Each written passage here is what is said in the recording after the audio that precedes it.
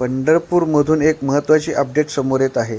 आगामी आषाढी वारीच्या पार्श्वभूमीवर शहरातील तयारीला वेग आला आहे. याच अनुषंगाने मंगळवारी जिल्हाधिकारी यांच्याकडून व्यापक पाहणी दौरा करण्यात आला. या दौऱ्यात प्रमुख रस्ते, रिंगणस्थळे आणि वारकऱ्यांची मोठी गर्दी होणारे भाग तपासण्यात आले. स्थानिक नागरिक, व्यापारी तसेच वारकरी यांच्या अडचणी आणि सूचना जाणून घेण्यात आल्या. यासोबत पत्रकारांशी संवाद साधून त्यांच्या सूचना विचारात घेतल्या असून त्या आधारे पुढील नियोजन अधिक प्रभावी करण्यावर भर देण्यात येत आहे. जिल्हाधिकारी यांनी सर्व संबंधित विभागांना आवश्यक सूचना देत कामे गतीने पूर्ण करण्याचे निर्देश दिले आहेत. आता या तयारीनंतर प्रत्यक्ष अंमलबजावणी कशी होणार आणि आषाढी वारीसाठी व्यवस्था कितपत सक्षम होणार हे जाणून घेण्यासाठी पाहूया जिल्हाधिकारी काय म्हणाले. सर्वांना नमस्कार. मी कार्तिकेयन, जिल्हाधिकारी सोलापूर. येणाऱ्या आषाढी वारीसाठी पूर्वतयारी करण्यासाठी आणि मी नवीन रुजू झालेली आहे, त्यामुळे मला पूर्ण पद्धतीने माहिती घेण्यासाठी आज पूर्ण दिवस पंढरपूर शहरमध्ये फिरलो आणि प्रत्येक गोष्टी स्वतः जाऊन आमच्या टीमसोबत, प्राण साहेब असो, आमच्या संतोष साहेब असो, सगळ्यांच्या टीमसोबत, BDO साहेब आहेत, SDPO साहेब आहेत, सगळ्यांच्या टीमसोबत आम्ही पूर्ण ठिकाणी फिरलो आणि फिरून बरेच गोष्ट मला लक्षात आलं.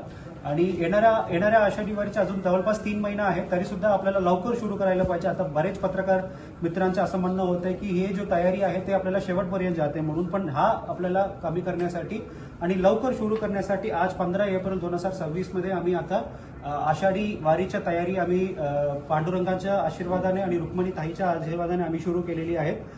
सकाळी मी आता वाकरीपासून सुरू केलं. वाकरीमध्ये आता आमच्या पालखी स्थळ आहे तिथे पूर्ण पाहणी केलं. तिथून आम्ही 65 एकरमध्ये पोहोचलो.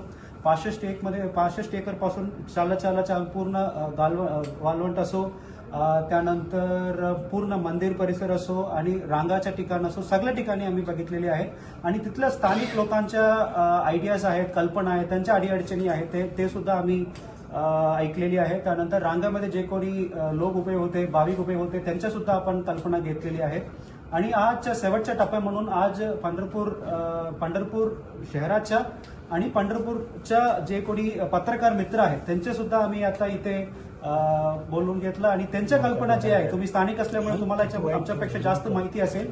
आता सगळ्यांच्या कल्पना जवळपास मी पूर्ण माझ्याकडे आतापर्यंत 80 कल्पना आलेली आहेत वेगळ्या वेगळ्या विषयाच्या. खूप महत्वाच्या म्हणजे 3 विषय, एक रस्ता, दुसरा स्वच्छता, तिसरा पिण्याचं पाणी. हा 3 विषय एकदम टिक झाला आणि एकदम क्लीन झाला तर लोकांचा अडचण कमी होऊ शकतो. त्याप्रमाणे आता जवळपास सगळे विषय आम्ही ऐकून घेतलेले आहेत. आता आम्ही पुढे जाऊन आता आमच्या कोऑर्डिनेशन मीटिंग असणार आहे. कोऑर्डिनेशन मीटिंगमध्ये जवळपास 12-13 डिपार्टमेंट्स आहेत. ते 12-13 डिपार्टमेंटचं प्रेझेंटेशन सुद्धा आम्ही ऐकून घेणार आहे. त्यांच्या डिमांड्स जे आता येणाऱ्या पंढरपूर वारीच्या जे काही आता डिमांड्स आहेत तो सुद्धा ऐकून घेणार आहेत. आणि त्या व्यतिरिक्त ज्यांच्या जे काही कल्पना आहेत यावर्षी नवीन इंट्रोड्यूस करण्यासाठी सुद्धा आम्ही ऐकून घेणार आहेत. असं ऐकून आणि त्यानंतर आमच्या पालखी प्रमुख आहेत त्यांच्या सुद्धा आम्ही VC मध्ये कनेक्ट करून त्यांच्या काही कल्पना आहेत का, त्यांच्या काही मागणी आहे का, तो सुद्धा ऐकून घेऊन त्यानंतर इमिडिएटली आम्ही कामावर लावणार आहोत. आणि कामावर लागताना आता पत्रकार मित्रांनी जे काही सूचना सांगितलेल्या सगळे विषय लक्षात ठेवून सगळ्या विषयाच्या प्रत्येक डिपार्टमेंटला वाटून आम्ही नक्की याच्यावर कारवाई करतो.